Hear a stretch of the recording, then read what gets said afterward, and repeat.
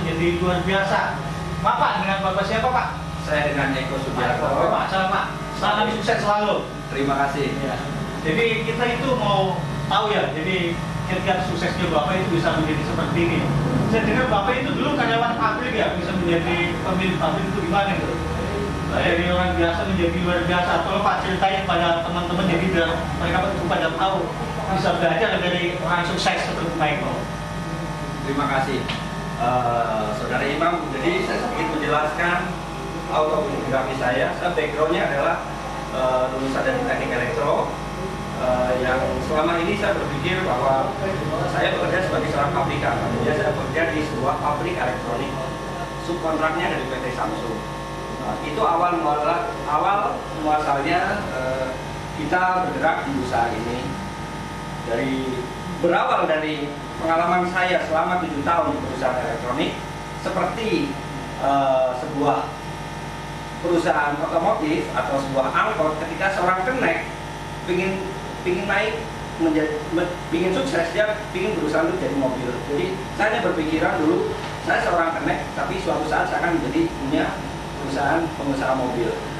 Seperti itu kurang lebih.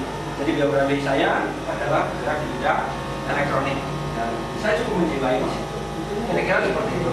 Jadi kita bisa tahu ya dari perusahaan-perusahaan elektro ya, terutama dari raksasa perusahaan Jepang seperti yang kita nggak bisa sebutin dari sini ya. Jadi Jepang maupun Korea itu perusahaan banyak yang tumbang.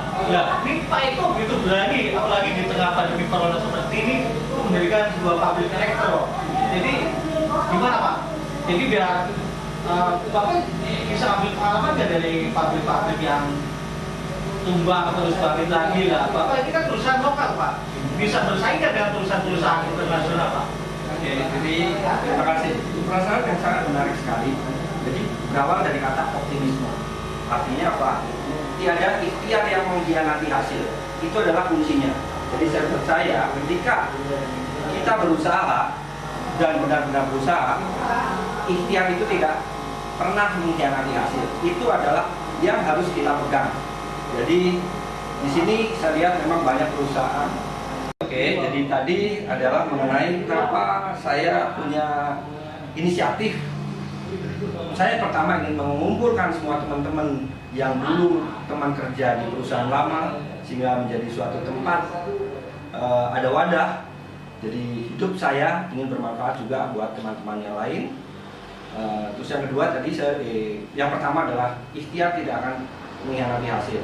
Saya tahu banyak perusahaan saat ini yang memang sedang down tapi secara isi bisnis yang akan maju adalah UKM. Kenapa?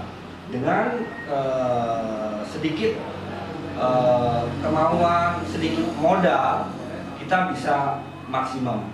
Di COVID ini perusahaan besar justru akan drop karena apa? Semuanya adalah bisnis berdasarkan dari demand. Makanya ketika drop itu disitulah ada peluang kita untuk maju di bidang perakitan elektronik. Kira-kira seperti itu.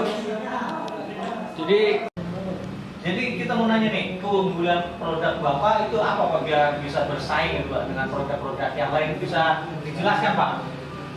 Baik, oke.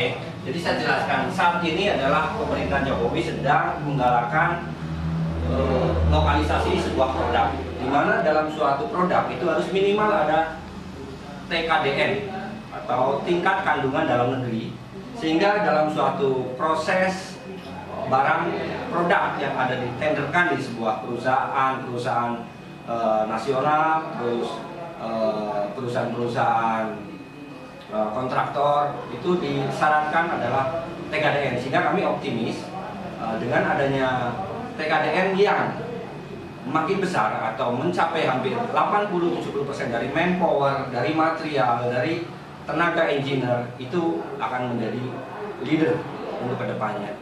Kurang lebih seperti itu.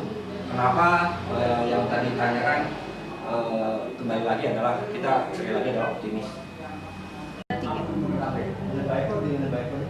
Oke, sobat inspiratif. Jadi kita bisa ambil kesimpulan dari besar itu gimana ya. Jadi kesuksesan itu nggak melulu dari soal segi material, tapi dari spiritual. Jadi untuk apa kita punya kemampuan, skill, terus tamatan yang tinggi, tapi secara spiritual kita nol, Nah, itu kita bisa lihat dari segi Pak Eko. Dia bisa sukses tidak hanya dari segi material, tapi juga segi spiritual. Bukan begitu Pak Eko? Ya kurang lebih seperti itu yang Anda jelaskan tadi sudah tepat sekali. Semuanya adalah 90, tapi ingat 99% kerja keras, 1% pasrah. Oke, sampai jumpa di channel YouTube kita. Kita akan bertemu dengan orang-orang sukses yang lain yang seperti Pak Eko. Jadi tetap ikutin YouTube channel kami. Terima kasih. Salam sukses. Yes.